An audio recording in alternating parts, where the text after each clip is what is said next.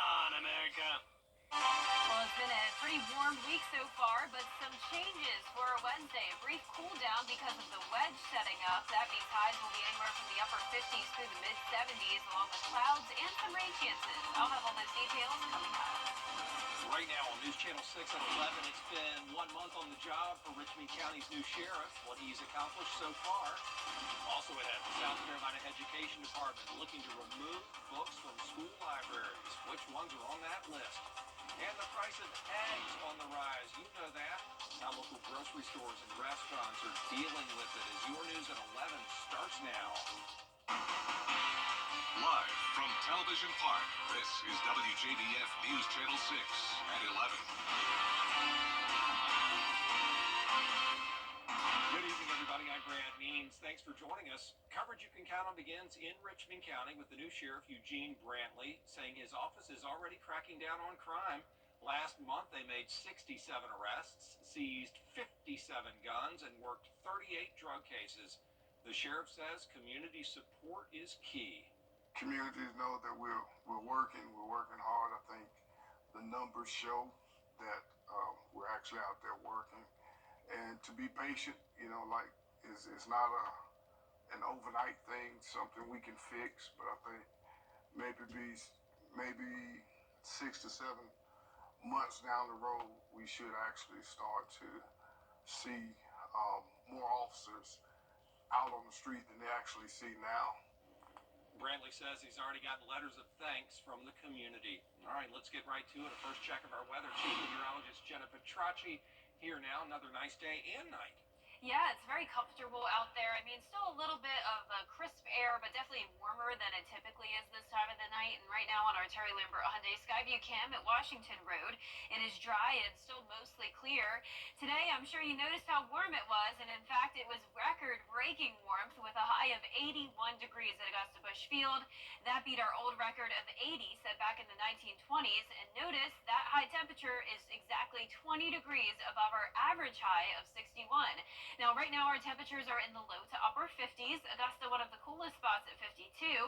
But Evans, you're still at 56, and even those upper 50s in Swainsboro. Gibson at 57, 54 in Saluda, and 58 in Waynesboro. Dew points are in the 50s as well, so we do have some moisture around. That could lead to some fog development by tomorrow morning, and we're also going to see more clouds moving in. Now, you can already tell that the wedge is setting up. Notice the winds coming in from the northeast for half our area, and then also some winds coming in from the southwest. So that is going to make for a gradient of temperatures tomorrow. So not everyone will have the same forecast. But on satellite and radar, all of us still mostly clear as this weak cold front pushes to our south. And then we also have a weak warm front going to the north. So that's causing the difference in the wind direction. Tomorrow morning, though, the winds will be calm. That will help to allow that fog to form. And we're also going to see that increase in clouds. So mostly cloudy by 8 a.m. It's possible that we could have some mist in the afternoon, and then by Wednesday evening, a better chance of rain. Cloudy skies in Augusta. We're topping off at 69 degrees, so over 10 degrees cooler than today. But then 10 degrees warmer again on Thursday, pushing 80 degrees, and possible storms by Friday. I'll have all the details on your forecast coming up shortly, but back to you, Brad. Well, here we are, day 2 of Super Bowl week, and more people are starting to come to town. Well, here we are 4 months after Hurricane Helene, and a lot of nonprofits in our area still feeling the impacts the storm left behind. Safe Homes provides programs and services to men, women, and children who have experienced domestic violence. Leaders there say the community's help allows them to help others. Unfortunately, due to the hurricane, we had to cancel our largest annual fundraiser, which is Fake It to Make It.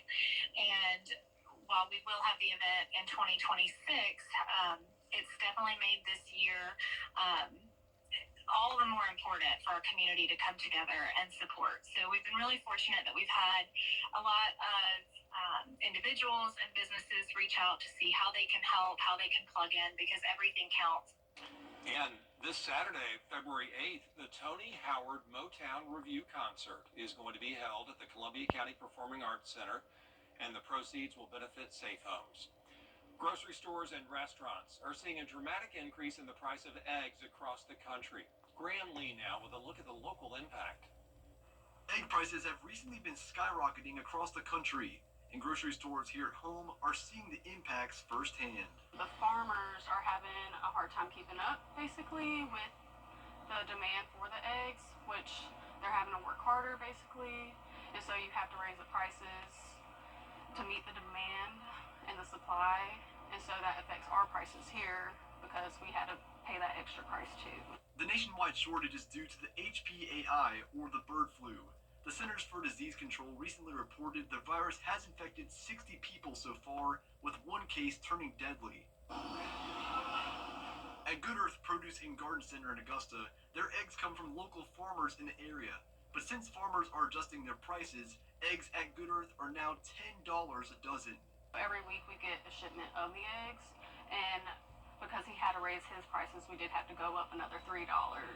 Lanier's Fresh Meat Market is also seeing the impacts. Our eggs went from $2.99 to $5.99 per dozen, and we still have the lowest prices in town, but they have gone up significantly, and we do not like raising our prices. The shortage is also impacting the chain restaurant Waffle House. Restaurant leaders announced they will temporarily have a 50-cent surcharge per egg on all menus to combat the shortage. With no telling on how long the shortage will last, complying is all the stores can do for now. We always do everything we can to have to work with the customers and make them happy and get what they need. While customers are paying the price in stores, health agencies across America are now monitoring the situation to make sure the customers don't pay the ultimate price. In Augusta, Graham Lee, WJBF, News Channel 6. South Carolina's Board of Education voting to remove 4 books from school libraries in the state.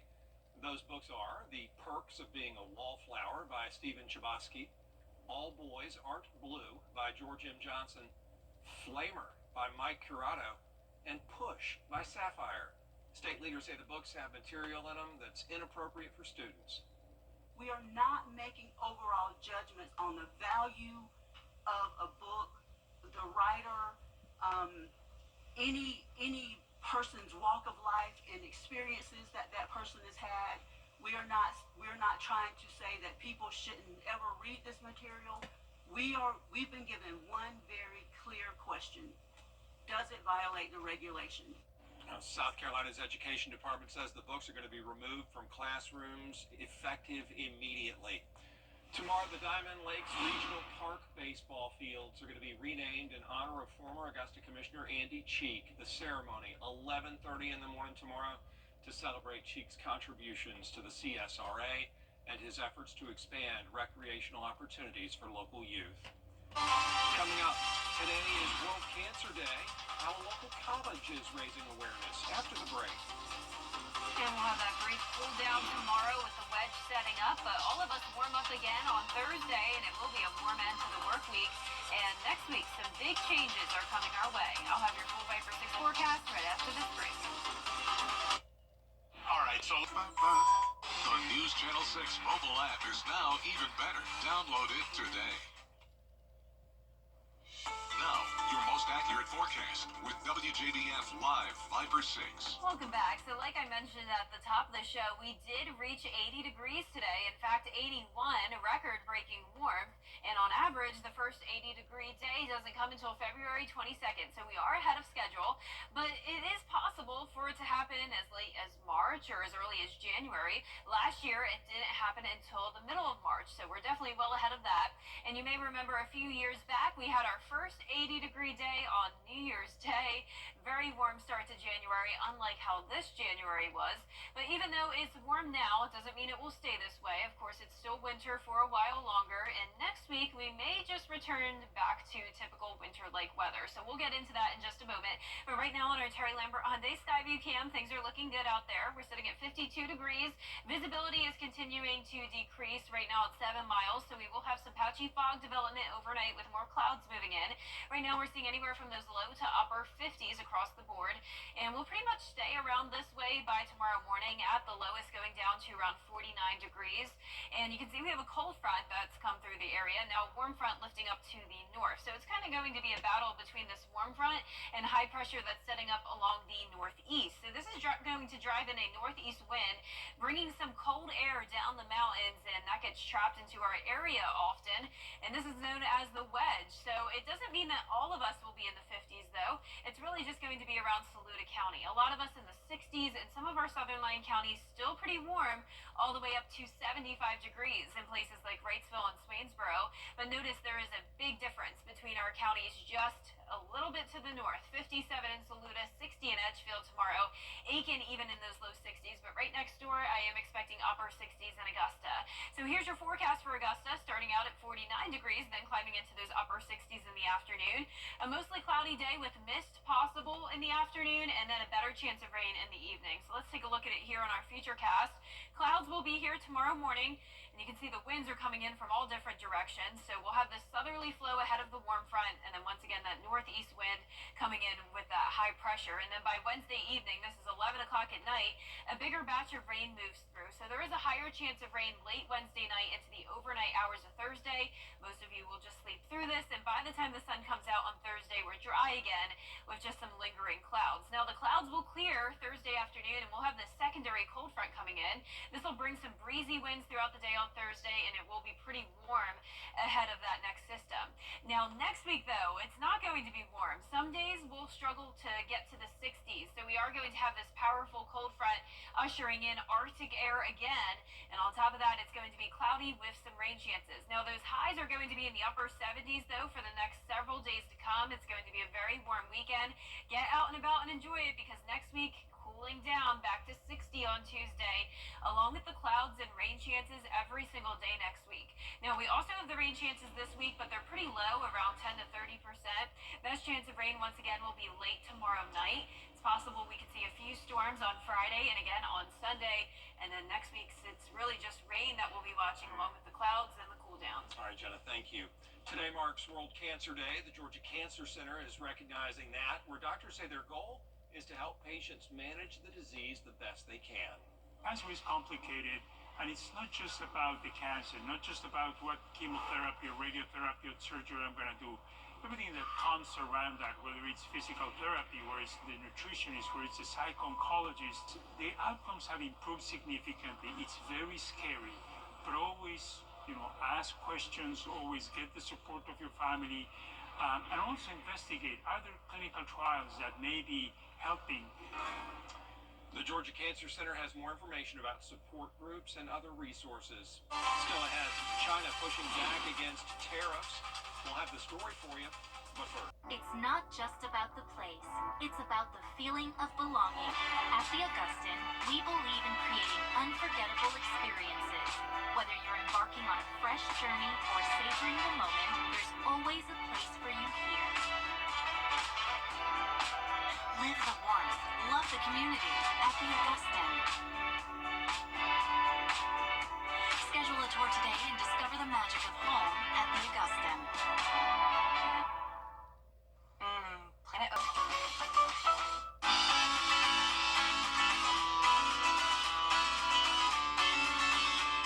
Follow News Channel 6 on Instagram. Now, WJBF sports coverage you can count on.